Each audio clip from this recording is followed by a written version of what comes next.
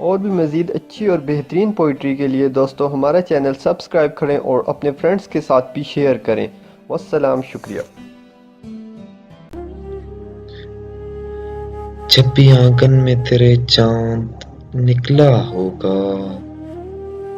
मेरे बारे में कभी तूने सोचा होगा। मशवरा है कि किसी एक से मुखलिस रहना, जाने वाले ये तुम्हारे लिए अच्छा होगा। उसने फूलों की नुमाइश में कहाँ जाना है, मुस्कुराते हुए जिसने तुझे देखा होगा। मुद्दतों बाद गुजरना है तेरे गाँव से, मुद्दतों बाद किसी बात पे रोना होगा।